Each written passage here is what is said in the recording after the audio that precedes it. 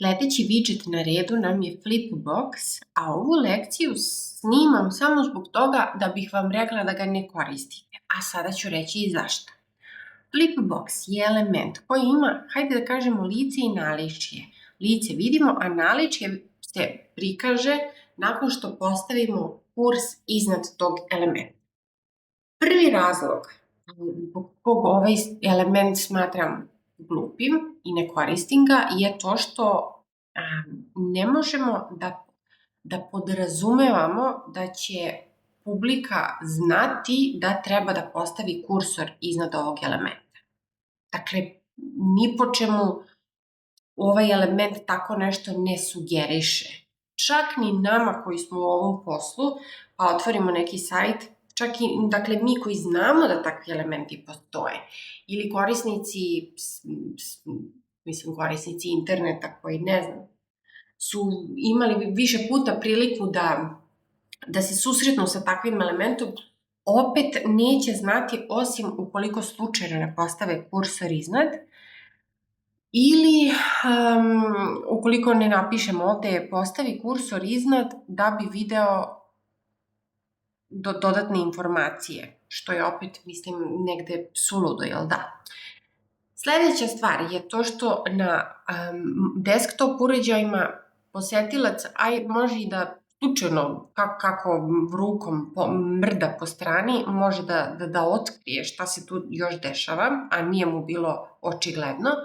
A druga stvar je da na mobilnim uređajima tako nešto nema šanse da se desi, jer niko ne ide i ne tapka po ekranu svog mobilnog telefona nasumično, nego samo tamo gde je očigledno da postoje nekakvi linkovi.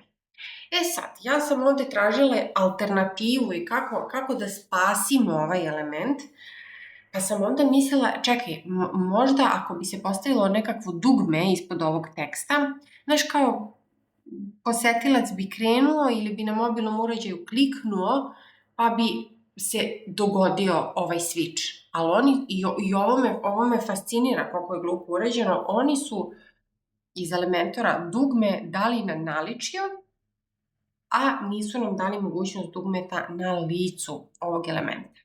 Ok, dugme može da se kreira uz pomoć HTML-a i CSS-a ovde gde nam je ovaj description, dakle sad smo na front prednjoj strani, evo ga, i sad ovde, ko zna HTML i CSS, može da kreira dugme. Opet smatram da je krajnje glupo. Dobro, sad ovako kada sam vas motivisala da koristite ovaj element i ukoliko ste još tu, dakle niste zatvorili ovu lekciju, hajde i da prođemo kroz to šta nam je sve na raspolaganju.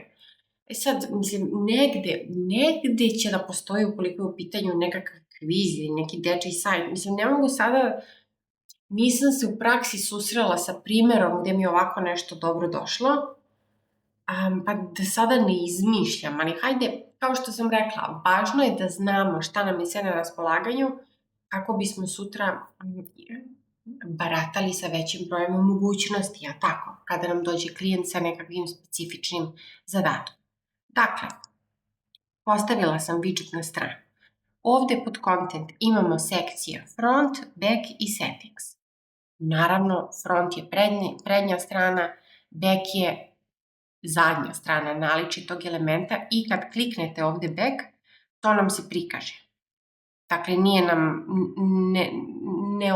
nije animirano kada postavim kursor, nego nesmetano sada možemo da radimo na toj zadnjoj strani i ovde settings odnosi se na kompletan widget. Ajmo na front. Ikonica. Biramo ikonicu ili možemo skroz da je pomerimo. O ikonicama sam pričala u lekciji Icon widget, pa idite pogledajte ukoliko vas interesuje. Podelila sam i sajt na kom ja preuzimam divne SVG ikonice. Hajde, izabrat ću sad neku ikonicu, čisto neka stoji. Evo kao zvonce. Title. Jasno je šta je title i jasno je šta je ovde ispod opis. Međutim, šta još imamo mi ovde na raspolaganju? Imamo Da, imamo dakle da budemo bez ikonice. Dakle, ako ne želite ikonicu, nećete ovde da je obrišete, nego ćete da ovde idete na none, kako bi popeo sadržaj na sredinu. Imamo image, koliko želimo da postavimo nekakvu fotografiju. Evo ga. I imamo ikonicu, kao što smo malo pre rekli. Međutim, imamo i background, gde možemo da upravljamo bojom ove prednje strane, evo ovako recimo, ili možemo i tu da postavimo nekakvu sliku. To sad sve zavisi. Dobro. Hajde da izbrišem i ostavit ću ovu našu, odnosno ovo je boja Elementora. Dobro. Idemo na back. Dakle, jako im zameram što nam nisu i ovde dali mogućnost dugmeta na front sekciji. Idemo na back. Šta tu imamo? Isto, naslov, podnaslov, isto background, potpuno ista priča kao malo pre. Ajde, ovde ću da stavim ovu drugu boju. Neću, baš mi je vrišti mnogo, ajde, neka ostane ova. Što da vidim nešto, izvinjam se, sad baš smara. Dobro. Opet naslov, podnaslov, kao što smo malo pre rekli. Dugme, ako ga nećemo, obrišemo samo ovaj button text. Ovde ispod upisujemo link dugmeta i ovde na link options dajemo mogućnost da se otvara u novom tabu ili ne, ako čekiramo ili ne. I to je to što se tiče back strane. Idemo na settings ovog widgeta. Title, HTML tag. Rado ponavljam u svakoj lekciji. Koji ćemo HTML tag ovde da mu zadamo? Naslov kog nivoa zavisi od strukture same strane. U prošloj lekciji radili smo sa onom tabelom cena i tu sam oduševljena jer su nam ukinuli H1 i to bi trebalo da ukinu za većinu elemenata jer H1 je naslov jedne web strane i svaka web strana mora da ima jedan H1, a sme da ima samo jedan H1, dakle naslov prvog nivoa. Dalje krećemo od H2 do H6. Da damo i sad, jedna strana je tako strukturirana da ima naslov, to je H1 i ima razne nekakve sekcije. Naslovi tih sekcija su H2, a posle svi naslovi koji se nalaze u okviru tih sekcija na toj strani dodeljujemo im od H3 do H6. Tako da ću ovde da ostavim H3. Description HTML tag.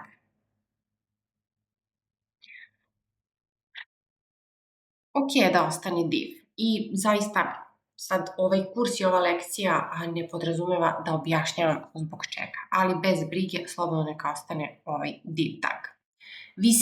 Visina kompletnog widgeta, pa evo recimo da mu kažemo da bude 300, što izgleda već jeste po defaultu, ajde da mu kažem da bude 400. Dobro, border radius, zakrivljenost ovih ivica, evo recimo 50, pa vraćam, a vratit ću i visinu. Onda idemo dalje. Flip efekat. Ovo je flip. Onda možemo slide. Ovako da se ovo naličje, kako ja zovem, back strana, ovako od uzdole prevuče preko prednje. Onda može push kao da gurne donja gornja. Ovo je sad već stvar igre, vratit ću na flip i ovo je pravac u kom se dešava taj flip. Evo sad je ovako po horizontali, ovo je od uzdole i tako dalje. 3D dubina, da kao dobije se neki 3D efekat, mada mene ovo uznemiruje koliko je bez veze. Dobro, idemo na style, da vidimo šta nam je na raspolaganju. Isto kao malo pre. Imamo front i back. Kada kliknemo na back, otvori se ovo naličje da vidimo šta nam je na raspolaganju. Padding. U pitanju je prostor oko sadržaja. Ali ovde to nema mnogo smisla da se radi. Alignment, poravnanje ovog teksta, vertikalno poravnanje. Dobro, vratit ću ga na sredinu. Border type. želimo da dodamo i nekakvu liniju ovog elementa, evo vidite, sad sam stavila 50, čisto da vidite. O borderu smo govorili u prethodnim lekcijama. Kada je uključen border, onda na raspolaganju imamo i boju, i debljinu i tako dalje. Icon, kako želimo da nam je prikazan? Ovako po defaultu, samo ikonica, onda da ima ovaj prikaz sa pozadinom ili framed kao ram da ima. I posle birate oblik, da li je circle, krug ili kvadrat. Dobro. Gap, ovo je razmak između ikonice i naslova. Dobro. Primary color, boja ikonice, veličina ikonice. Da li želimo možda malo da je zarotiramo? Dobro. Onda idemo na naslov. Gap je razmak između naslova i dole ovog opisa. Boja naslova, tipografija, text stroke, sve sam objasnila u lekciji Heading Widget. Ako ste potpuni početnik, idite pogledajte. Description, potpuno ista stvar. Boja ovog opisa i tipografija. Ja ću ostaviti kako jeste. Na back strani potpuno ista priča, osim što imamo i dugme. Evo ga. I sve ove opcije sam objasnila u lekciji Button Widget, tako da ako ne znate šta znače, pozivam vas da idete da pogledate i tu lekciju. Ja ću sve lekcije koje sam pomenula ostavit ću dole u opisu ove. Hvala vam na pažnji, ja vam stojim na raspolaganju ukoliko imate bilo kakva pitanja, ukoliko vam treba pomoć, pišite dole u komentarima ili na mail hello@majavučković.com i pozivam vas da se više informišete i pridružite mi se na kursu Elementor Pro od nule, gde vas učim kako da kreirate kompleksne i unikatne sajtove u WordPressu, a uz pomoć Elementora Pro sve informacije i prijave su na linku u opisu ove lekcije, a mi se čujemo u sledećoj. Ćao!